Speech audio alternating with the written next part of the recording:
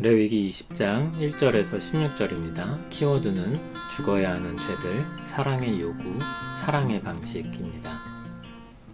여호와께서 모세에게 말씀하여 이르시되 너는 이스라엘 자손에게 또 이르라. 그가 이스라엘 자손이든지 이스라엘에 거류하는 거류민이든지 그의 자식을 몰렉에게 주면 반드시 죽이되 그 지방 사람이 돌로 칠 것이요 나도 그 사람에게 진노하여 그를 그의 백성 중에서 끊으리니 이는 그가 그의 자식을 몰렉에게 주어서 내 성소를 더럽히고 내 성호를 욕되게 하였음이라. 그가 그의 자식을 몰렉에게 주는 것을 그 지방 사람이 못 본 채 하고 그를 죽이지 아니하면 내가 그 사람과 그의 권속에게 진노하여 그와 그를 본받아 몰렉을 음란하게 섬기는 모든 사람을 그들의 백성 중에서 끊으리라. 접신한 자와 박수무당을 음란하게 따르는 자에게는 내가 진노하여 그를 그의 백성 중에서 끊으리니 너희는 스스로 깨끗하게 하여 거룩할지어다. 나는 너희의 하나님 여호와이니라. 너희는 내 규례를 지켜 행하라. 나는 너희를 거룩하게 하는 여호와이니라. 만일 누구든지 자기의 아버지나 어머니를 저주하는 자는 반드시 죽일지니 그가 자기의 아버지나 어머니를 저주하였은즉 그의 피가 자기에게로 돌아가리라. 누구든지 남의 아내와 간음하는 자, 곧 그의 이웃의 아내와 간음하는 자는 그 간부와 음부를 반드시 죽일지니라. 누구든지 그의 아버지의 아내와 동침하는 자는 그의 아버지의 하체를 범하였은즉 둘 다 반드시 죽일지니 그들의 피가 자기들에게로 돌아가리라. 누구든지 그의 며느리와 동침하거든 둘 다 반드시 죽일지니 그들이 가증한 일을 행하였음이라. 그들의 피가 자기들에게로 돌아가리라. 누구든지 여인과 동침하듯 남자와 동침하면 둘 다 가증한 일을 행함인즉 반드시 죽일지니 자기의 피가 자기에게로 돌아가리라. 누구든지 아내와 자기의 장모를 함께 데리고 살면 악행인즉 그와 그들을 함께 불사를 이는 너희 중에 악행이 없게 하려 함이니라. 남자가 짐승과 교합하면 반드시 죽이고 너희는 그 짐승도 죽일 것이며 여자가 짐승에게 가까이하여 교합하면 너는 여자와 짐승을 죽이되 그들을 반드시 죽일지니 그들의 피가 자기들에게로 돌아가리라. 아멘. 20장은 18장과 유사한 내용이 나옵니다. 18장과 관련된 범죄에 대한 형벌 문제를 다룬다는 점에서 차이가 있습니다. 강력한 경고이자 실질적으로 죄에 따른 책임을 가르치고 있습니다. 1절은 다시 여호와의 말씀이라는 것을 밝히고 있습니다. 2절은 몰렉에게 자식을 바친 경우를 다룹니다. 그것이 이스라엘 사람이나 함께하는 거류민이나 누구든지 돌로 쳐서 반드시 죽을 것이라고 했습니다. 하나님은 그 사람에 대해 진노하시며 자기 백성에서 끊어내시겠다고 말씀하셨습니다.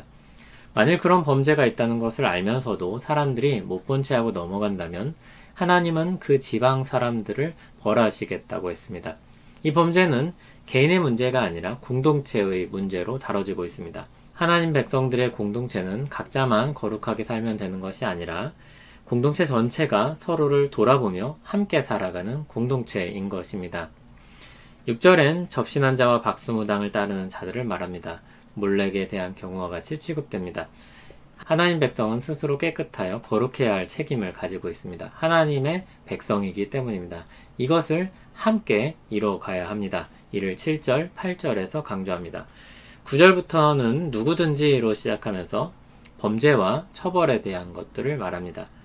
누구든지 하나님 앞에서 동등한 것입니다. 누구나 하나님 앞에서 범죄한다면 그에 따른 형벌에 책임을 져야 하는 것입니다.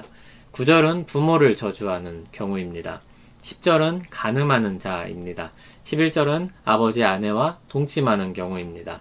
12절은 며느리와 동침하는 경우입니다. 13절은 남자와 남자가 동침한 경우입니다. 14절은 아내와 자기 장모를 함께 데리고 산다고 말하는데 단순히 사는 것이 아니라 둘을 아내처럼 취한 것입니다.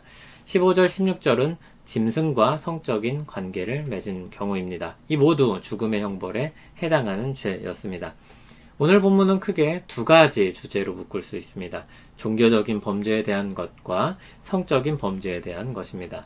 둘 모두 하나님께서 심각하게 여기는 범죄이며 그에 따른 책임은 죽음의 형벌을 받아야 한다고 가르치고 있습니다. 그만큼 이것은 하나님 앞에서 큰 범죄이며 강력한 영향력을 주고 있는 것이기 때문일 것입니다. 하나님은 우리가 거룩하길 원하십니다. 물론 우리가 거룩한 길을 떠나는 것을 기뻐하지 않으십니다. 만일 우리가 실수로 거룩한 길을 떠난다면 마음 아파하실 것이고, 만일 우리가 고의적으로 떠난다면 하나님이 진노하실 것입니다. 하나님의 진노는 우리를 향한 사랑과 애착의 반대면입니다. 우리를 사랑하시지 않는다면 하나님은 진노하지 않으실 것입니다. 사랑하는 사람이 죽음의 길을 가는데 아무런 감정이 없을 수 없습니다. 사랑하는 사람이 잘못된 길로 가는데 아무런 경고도 없이 지켜볼 수만은 없습니다. 강력한 형벌에 대한 경고는 공의를 따르는 것이면서 동시에 사랑으로 주는 메시지입니다. 악한 길을 떠나 선한 길로 오라는, 사는 길로 돌아오라는 우리를 향한 사랑과 애착을 가진 하나님의 목소리입니다. 거룩하신 하나님께서 우리를 사랑하시며 우리를 거룩한 길로 이끄시기 위해 들려주시는 말씀입니다. 거룩한 것이 무엇인지 여러 사례를 들어가면서 알려주십니다. 죄로 인해 진리를 잃어버리고 왜곡된 이 세상에서 무엇이 거룩한 길인지 찾도록 말씀해 주는 것입니다. 세상으로 나가면 진리처럼 보이는 것들이 많습니다. 정말 우리 마음에 평안을 줄 것 같은 종교 또는 그와 같은 어떤 의식들이 있습니다. 정말 우리 마음을 만족시킬 만한 사랑 또는 그와 같은 어떤 쾌락들이 있습니다.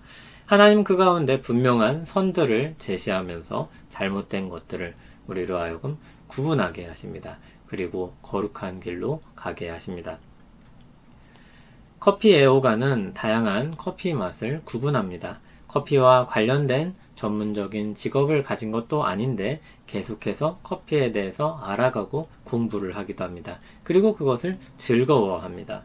무엇이 좋은 것인지 무엇이 나쁜 것인지 구별합니다. 어떤 맛들을 느낄 수 있는지 자신의 입으로 설명하고 가르쳐 주기도 합니다.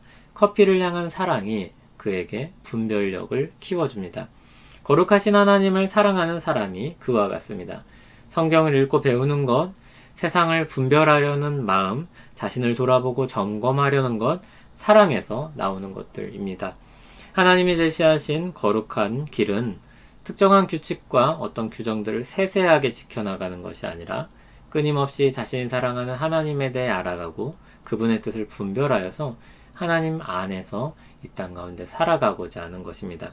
그래서 율법을 지키는 것이 사랑의 방식이 되는 것입니다. 예수님은 율법을 사랑으로 요약하시기도 하는 것입니다. 하나님을 그렇게 사랑하며 또 하루를 살아가는 우리 되길 소원합니다. 하나님 우리에게 참된 사랑으로 사랑하셔서 참된 사랑에 대해 알게 하시고 경험하게 하시니 감사합니다. 우리를 구원하기 위해 자기 몸을 버리신 사랑, 그러나 우리를 또한 거룩한 길로 이끄는 사랑, 주님의 거룩한 사랑에 감사하며 찬송합니다. 세상의 수많은 사랑 중 주님과 같은 사랑이 어디 있습니까? 그 사랑으로 우리도 사랑하며 살게 하옵소서. 예수님 이름으로 기도합니다. 아멘.